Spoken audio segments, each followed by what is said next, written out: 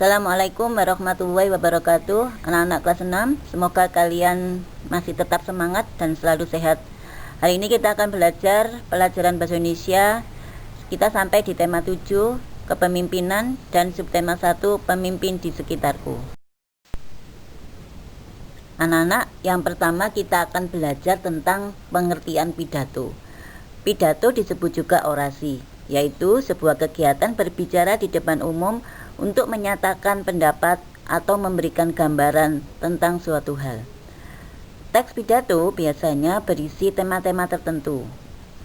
Orang yang menyampaikan pidato atau narasi disebut orator. Indonesia memiliki beberapa orator yang sangat terkenal di seluruh dunia, antara lain Insinyur Soekarno, Buya Hamka, dan Bung Tomo. Audiensi adalah orang yang mendengarkan orator berpidato. Anak-anak, tujuan orang berpidato antara lain, yang pertama, mempengaruhi orang lain agar mau mengikuti kemauan kita dengan sukarela. Yang kedua, memberi suatu pemahaman atau informasi pada orang lain. Dan yang ketiga, membuat orang lain senang atau terhibur dengan ucapan yang kita sampaikan. Selanjutnya kita mempelajari cara-cara berpidato. Ada beberapa cara pidato yang mungkin bisa kalian lakukan. Yang pertama adalah disebut metode impromptu, yaitu spontan atau tanpa naskah.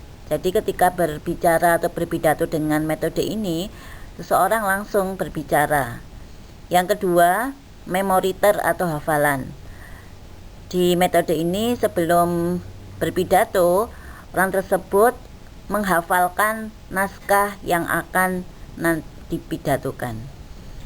Yang ketiga, metodenya adalah membaca teks atau yang disebut metode naskah.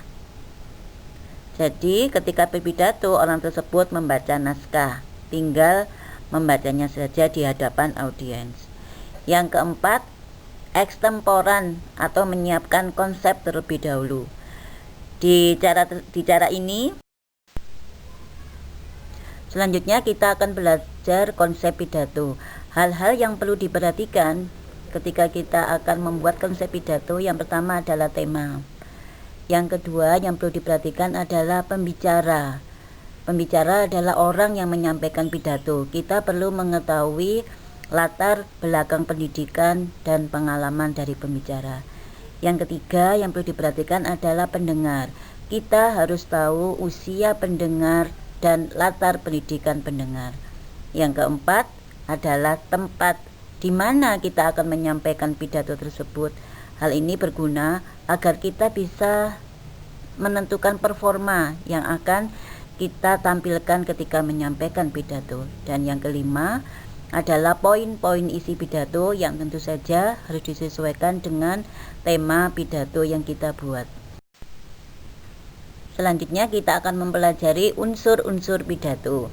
Yang pertama adalah salam pembuka yang berisi kalimat sapaan. Contohnya bisa Assalamualaikum, selamat pagi, dan lain-lain. Yang kedua, kalimat pembuka, yaitu yang berisi kalimat sapaan terhadap audiens. Contohnya, kepala sekolah yang terhormat atau teman-teman yang saya banggakan. Yang ketiga adalah isi atau inti dari pidato, yaitu yang merupakan bagian inti dari informasi yang akan disampaikan dan dibicarakan dalam pidato. Dilanjutkan, unsur-unsur pidato yang keempat adalah kalimat penutup yang berisi kesimpulan, harapan, dan permintaan maaf kepada audiens jika ada kesalahan dalam berkata dan juga menyinggung audiens. Yang kelima, salam penutup, yaitu berisi penutup dari pidato. Contohnya yang umum ya, Waalaikumsalam atau terima kasih. Anak-anak, selanjutnya kita akan belajar langkah-langkah menulis teks pidato.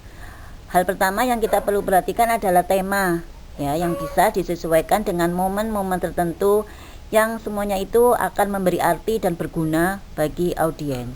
Yang kedua, kumpulkan referensi bacaan yang bisa kamu ambil dari berbagai macam buku, imajinasi, atau internet.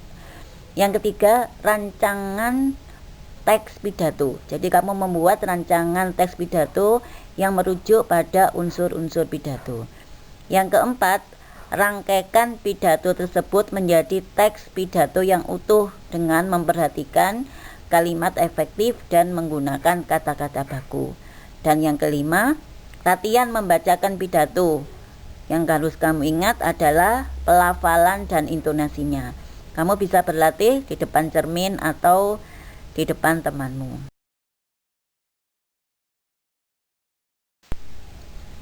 Anak, alhamdulillah pembelajaran hari ini sudah selesai. Semoga hal-hal yang kita pelajari pada hari ini bisa bermanfaat. Selanjutnya silakan kalian berlatih di buku tematik 6C halaman 97. Dan yang terakhir, tetap jaga kesehatan, tetap patuhi 5M, dan semoga kita berjumpa di lain waktu. Wassalamualaikum warahmatullahi wabarakatuh.